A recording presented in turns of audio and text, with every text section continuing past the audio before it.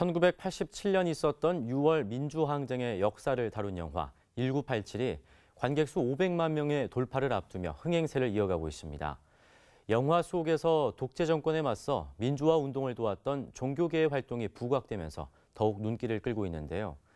30년 전 민주항쟁 속 개신교계의 역할을 이빈나 리포터가 되짚어봤습니다.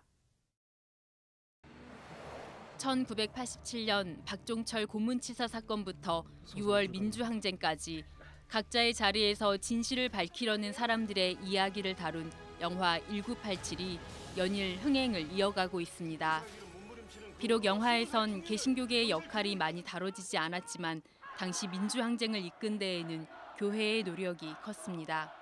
특히 민주항쟁을 주도한 민주헌법쟁취 국민운동본부는 개신교계가 앞장서서 설립했습니다. 기독교 사회문제연구원에서 자료를 다 만들었습니다. 그때 참여자들 발기인 명단부터 시작해서 재반 순서지, 그다음에 선언문 이런 것들을 특히 장소를 확보하고 안전하게 이 집회를 발기인 대회나 발족식을 성사시킨다는 게 굉장히 중요하거든요, 당시로. 그래서 그걸 개신교가 맡은 거예요.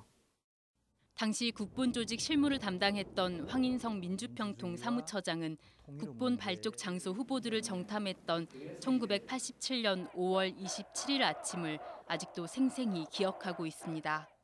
향림교회 근방에는 사람은 없는데 거기서부터 한 150m나 200m 올라가면 명동성당이잖아요. 그 명동성당 앞에는 이제 또 형사들하고 이런 전경들이 좀 있더라고. 그래서 이런 상황을 돌아와서 오승일 목사님한테 보고를 하고, 그러니까 오승일 목사님이 최종적으로 그러면 향림교회로 가자 이렇게 결정하셨어요. 발기인 대회가 열린 한국기독교장로회 향림교회는 영화 1987에서는 향림교회로 표현됐습니다.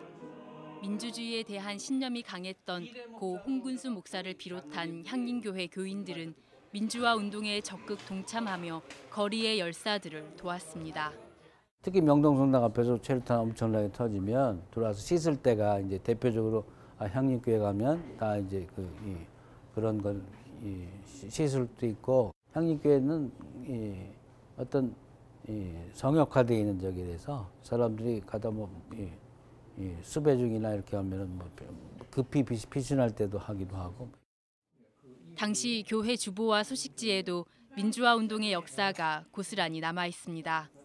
그때 대학생 신분으로 향림교회에 출석했던 최운석 장로는 대부분의 교인들이 거리로 나갔다고 회상했습니다. 그 수많은 거리의 시위들이 있을 때 그 향리는 남녀노소 가리지 않고 거의 수많은 교인들이 거리에서 서서 직선제로 독재 타도 등을 외치면서 민주주의를 지켜내기 위해서, 그리고 그것이 하나님 나라라고 생각했기 때문에 신앙과 신념을 가지고 거리에 서서 실천을 했었던 기억이 새록 떠오릅니다. 영화에는 소개되지 않았지만 한국기독교교회협의회와 대한성공회도 민주항쟁에 큰 역할을 했습니다. 교회협은 민주화와 인권을 위한 다양한 활동을 전개했고 6월 10일 민주항쟁은 성공의 서울 주교자 대성당에서 시작됐습니다.